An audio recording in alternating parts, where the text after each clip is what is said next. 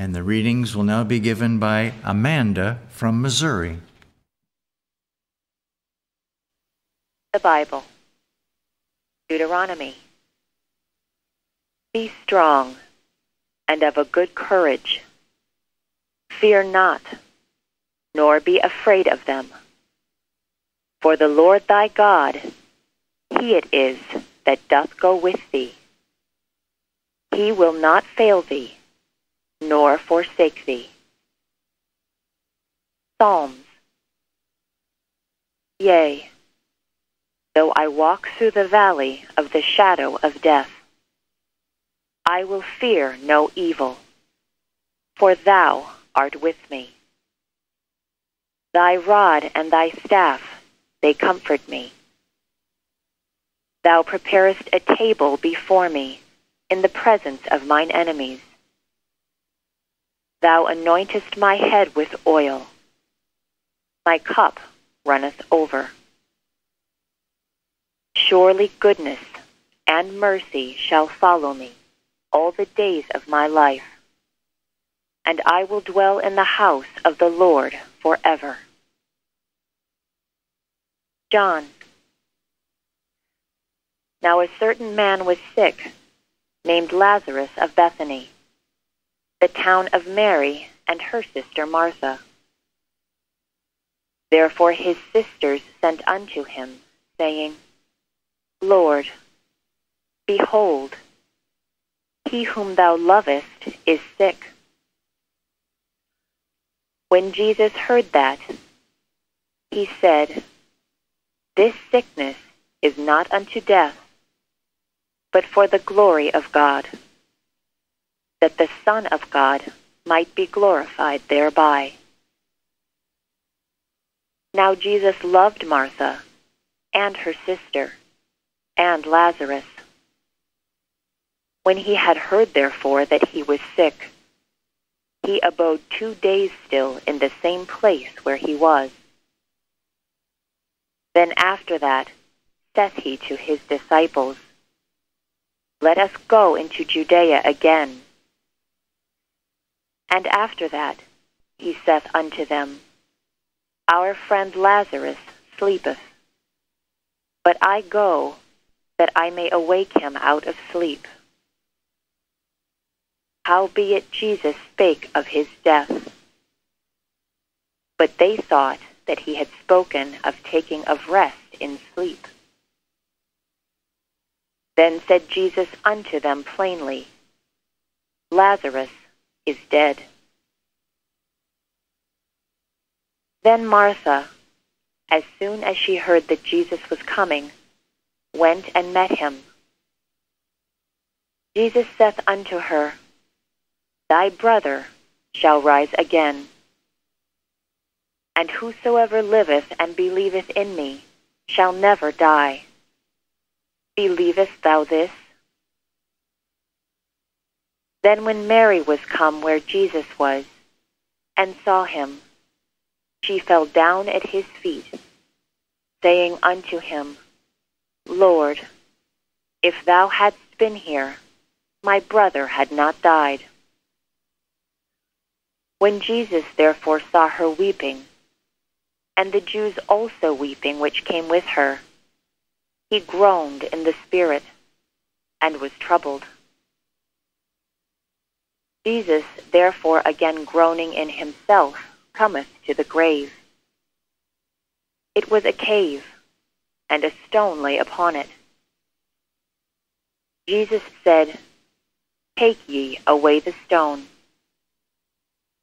Martha, the sister of him that was dead, saith unto him, Lord, by this time he stinketh, for he hath been dead 4 days. Jesus saith unto her, Said I not unto thee, that if thou wouldest believe, thou shouldest see the glory of God? Then they took away the stone from the place where the dead was laid. And Jesus lifted up his eyes, and said, Father, I thank thee that thou hast heard me. and I knew that thou hearest me always. But because of the people which stand by, I said it, that they may believe that thou hast sent me. And when he thus had spoken, he cried with a loud voice, Lazarus, come forth. And he that was dead came forth, bound hand and foot with grave clothes, and his face was bound about with a napkin. Jesus saith unto them, Loose him, and let him go. He that believeth on me, the works that I do, shall he do also. And greater works than these shall he do, because I go unto my Father. If a man love me, he will keep my words, and my Father will love him, and we will come unto him, and make our abode with him. Let not your heart be troubled, neither let it be afraid. 1 John. Behold, what manner of love the Father hath bestowed upon us. And hereby we know that we are of truth, and shall assure our hearts before him. And we have known and believed the love that God hath to us. God is love, and he that dwelleth in love dwelleth in God, and God in him. There is no fear in love, but perfect love casteth out fear.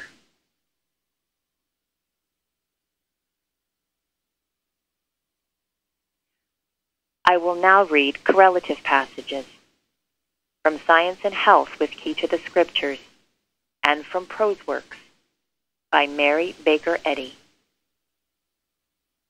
Love. What a word! I am in awe before it. Over what worlds on worlds it hath range and is sovereign. The underived, the incomparable, the infinite all of good, the alone God is love. Could I impart to the student the higher sense I entertain of love, it would partly illustrate the divine energy that brings to human weakness might and majesty. Divine love eventually causes mortals to turn away from the open sepulchres of sin and look no more into them as realities. It calls loudly on them to bury the dead out of sight, to forgive and forget whatever is unlike the risen, immortal love, and to shut out all opposite sense. He that believeth on me, the works that I do shall he do, is a radical and unmistakable declaration of the right and power of Christianity to heal. For this is Christ-like, and includes the understanding of man's capabilities and spiritual power. The context of the foregoing scriptural text explains Jesus' words, because I go unto my Father. Because, in following him, you understand God and how to turn from matter to spirit for healing. How to leave self, the sense material, for the sense spiritual. How to accept God's power and guidance and become imbued with divine love that casts out all fear. Then are you baptized in the truth that destroys all error, and you receive the sense of life that knows no death. And you know that God is the only life. When man makes something of sin, it is either because he fears it or loves it. Now destroy the conception of sin as something, a reality, and you destroy the fear and the love of it, and sin disappears. A man's fear, unconquered, conquers him in whatever direction. Do Christian scientists believe that evil exists? We answer yes and no. Yes, inasmuch as we do know that evil, as a false claim, false entity, and utter falsity, does exist in thought, and no, as something that enjoys, suffers, or is real. Our only departure from ecclesiasticism on this subject is that our faith takes hold of the fact that evil cannot be made so real as to frighten us and so master us, or to make us love it and so hinder our way to holiness. First, God never made evil. Second, he knows it not. Third, we therefore need not fear it.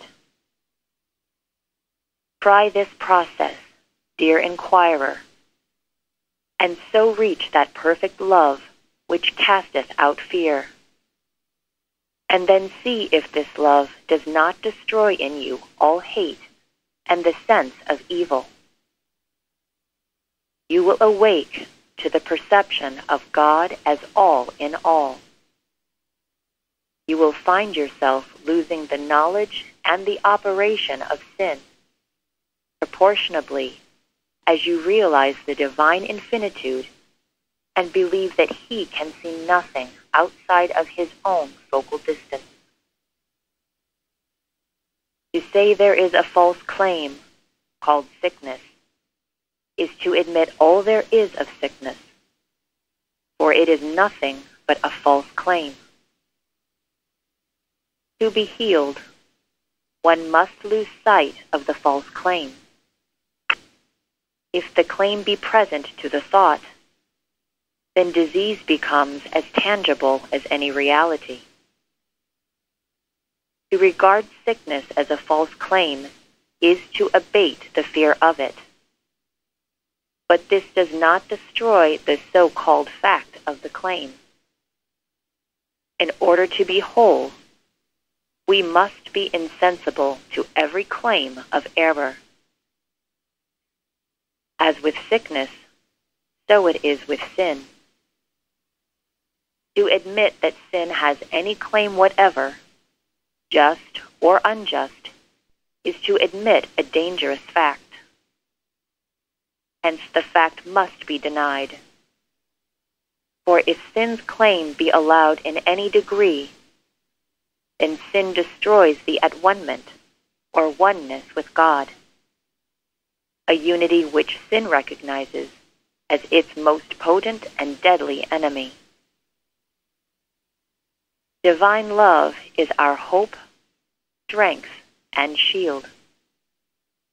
We have nothing to fear when love is at the helm of thought, but everything to enjoy on earth and in heaven. May the loving shepherd of this feeble flock lead it gently into green pastures beside the still waters. May he increase its members, and may their faith never falter, their faith in and their understanding of divine love. Though the way is dark in mortal sense, divine life and love illumine it.